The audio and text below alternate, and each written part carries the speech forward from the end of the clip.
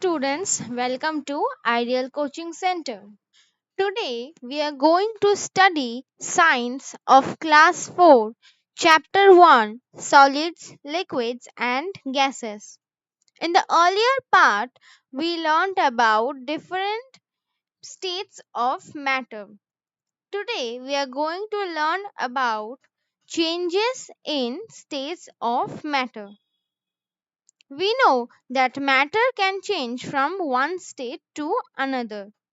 আমরা কি জানি যে ম্যাটার একটা স্টেট থেকে অন্য স্টেটে যেতে পারে। Solid to liquid.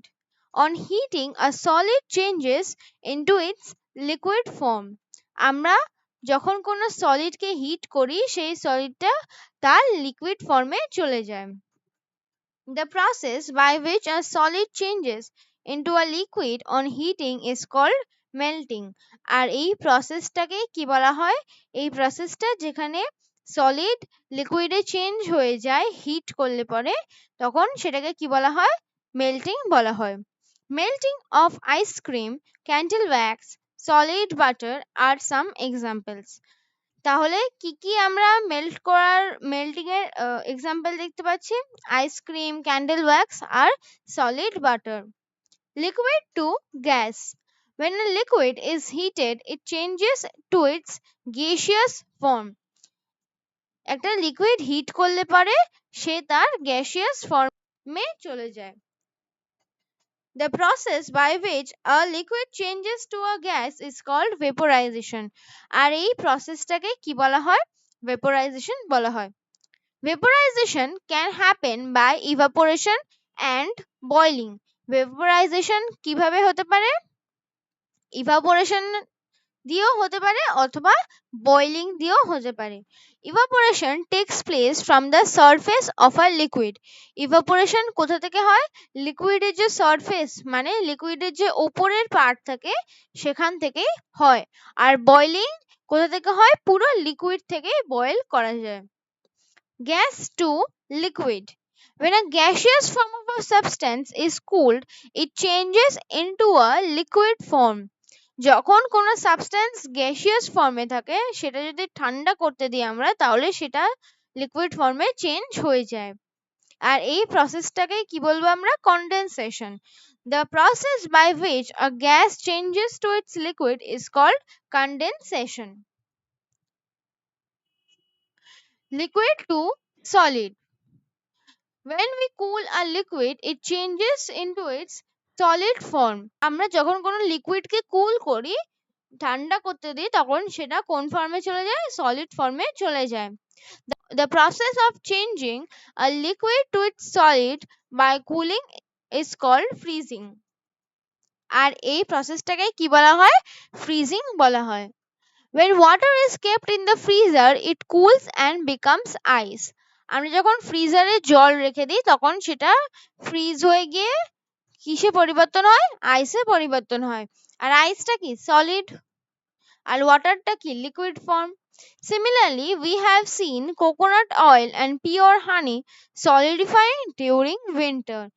আর এই রকম ভাবে আমরা কি দেখেছি? আর কোকোনাট অয়েল মানে নারকেল তেল আর যে হানি হয়, যে হানি আমরা খেতে পাই মধু, সেটাও শীতকালে কি হয়? জমে যায়, তাই না? আমাদের সেটা গরম করে ইউজ করতে হয়। What is the common phenomenon that brings about all these changes that you learned? এই যে আমরা চেঞ্জ করছি solid to liquid, liquid to gas, gas to liquid, liquid to solid, এইগুলোর মধ্যে কমন কি ফেনোমেনন আছে এটা আমরা একটু দেখি। Heating and cooling are the most common methods by which we can change matter from one state to another. আমরা এটাই দেখতে পেলাম যে আমরা হিটিং আর কুলিং করে মানে আমরা গরম করে আর না হলে ঠান্ডা করে আমরা একটা স্টেট থেকে আরেকটা স্টেটে ম্যাটার চেঞ্জ করতে পারি। আমাদের এখানে আরেকটা ছবিও দেওয়া আছে যেটা থেকে আমরা বুঝতে পারবো যে সলিড থেকে লিকুইডে কি করে চেঞ্জ হচ্ছে আর লিকুইড থেকে গ্যাসে কি করে চেঞ্জ হচ্ছে। আমরা এটা একটুখানি পড়ে নিই। সলিড থেকে লিকুইডে চেঞ্জ করতে গেলে কি লাগবে? হিটিং লাগবে। লিকুইড থেকে গ্যাসে চেঞ্জ করতে গেলে হিটিং লাগবে। গ্যাস থেকে লিকুইডে চেঞ্জ করতে গেলে কুলিং লাগবে। আর লিকুইড থেকে সলিডে কুলিং লাগবে। এবার সলিড থেকে যদি আমরা লিকুইডে চেঞ্জ করতে যাই হিটিং এর মাধ্যমে, তাহলে সেটাকে কি বলা হয়? মেল্টিং বলা হয়। লিকুইড থেকে যদি আমরা গ্যাসে চেঞ্জ করতে যাই তাহলে সেটাকে আমরা কি বলবো? ইভাপোরেশন বলবো বা ভেপোরাইজেশন বলবো। গ্যাস থেকে আমরা যদি লিকুইডে আনতে চাই কুলিং করে, তাহলে সেটাকে আমরা কি বলবো? কনডেনসেশন বলবো। আর লিকুইড থেকে সলিডে আনতে গেলে সেটাকে আমরা কি বলবো? ফ্রিজিং বলবো। Copper or camphor, which we use during puja, changes from the solid state directly to gaseous state when heated.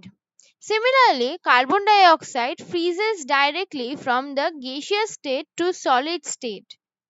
আচ্ছা, আমরা যদি কখনো কর্পূর দেখি বা ন্যাপথলিন দেখি, সেই ন্যাপথলিন গুলো কি হয়? সলিড স্টেট থেকে গ্যাসিয়াস স্টেটে চেঞ্জ হয়ে যায়, মাঝখানে সেগুলো লিকুইড হয় না। যদি তোমরা কখনো ন্যাপথলিন বল দেখো, ন্যাপথলিন বল যদি তোমাদের জামা কাপড়ে বা তোমাদের সামনে বই খাতায় যদি কখনো রেখে দাও, তাহলে তুমি দেখবে যে কিছু টাইম পরে সেটা ছোট হয়ে গেছে, মানে যে বাকি ন্যাপথলিনটা ছিল সেটা উড়ে গেছে। উড়ে যাওয়ার মানে কি? মানে গ্যাস ফর্ম হয়ে যাওয়া, মানে মাঝখানে লিকুইড যে স্টেট সেটা আর হয় না। আর এই রকম ভাবে কার্বন ডাই অক্সাইড ফ্রিজ হয়ে যায় গ্যাস থেকে সলিড স্টেটে, মানে মাঝখানের কোনো লিকুইড স্টেট হয় না। কার্বন ডাই অক্সাইড যে গ্যাস হয়, সেই গ্যাসটা থেকে যদি আমরা ফ্রিজ করি, তাহলে সেই ফ্রিজ করে আমরা সলিড স্টেটে আনতে পারবো। Solid carbon dioxide is called dry ice. আর সলিড কার্বন ডাই অক্সাইড কি বলবো? আমরা ড্রাই আইস বলবো। আজ তাহলে এই পর্যন্তই থাক, আমরা নেক্সট পার্টগুলো পরের ভিডিওতে কভার করব।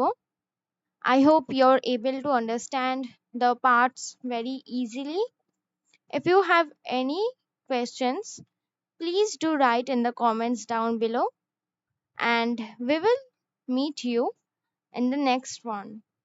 Till then, bye bye, take care.